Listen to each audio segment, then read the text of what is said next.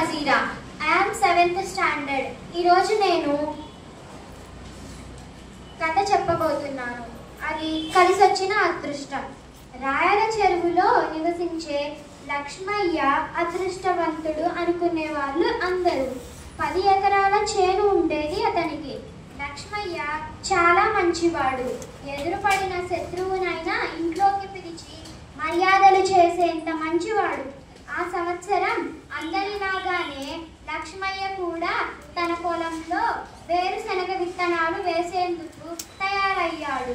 చేనును బాగా దుక్కి చేసి విత్తనాలు ఒలిచి పెట్టుకొని వర్షం కోసం ఎదురు చూడసాగాడు.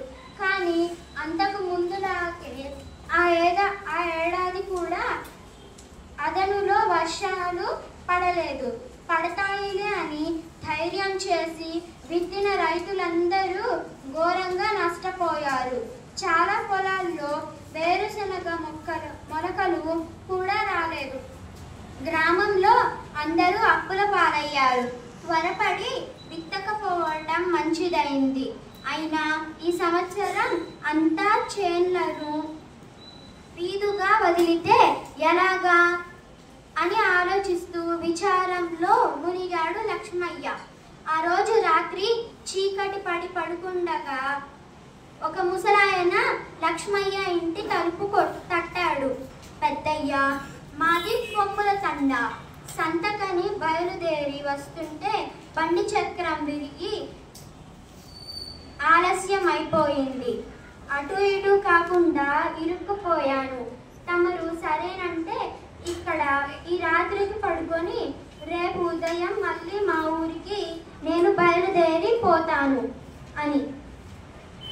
దానిదేముంది, పశువుల్ని అక్కడ కట్టేసి నువ్వు లోనికి రా, రొంత బువ్వ తిందు మాతోటి అని అతన్ని ఆహ్వానించి లక్ష్మయ్యకు మాటల సందర్భంలో మరిన్ని వివరాలు తెలిసాయి. అతను అంతకు క్రితం పండించిన కొర్రలు అమ్ముకునేందుకు వచ్చాడు సంతకు. అతని దగ్గర 5 బస్తాల కొర్రలు ఉన్నాయి. ఆ రోజు రాత్రి నిద్రపోతుండగా లక్ష్మయ్యకు ఓ ఆలోచన వచ్చింది. వేరుశనగకు అదను ఎలాగో తప్పిపోయింది.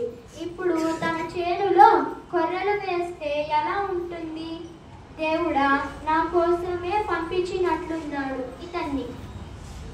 ఒక్క వాన పడితే చాలు కొర్రలు పండిపోతాయి. వాటికి పెద్ద రేటు ఉండదు. కానీ చేనును బీదుగా వదలటం కంటే అదే మంచిది కదా. తెల్లవారు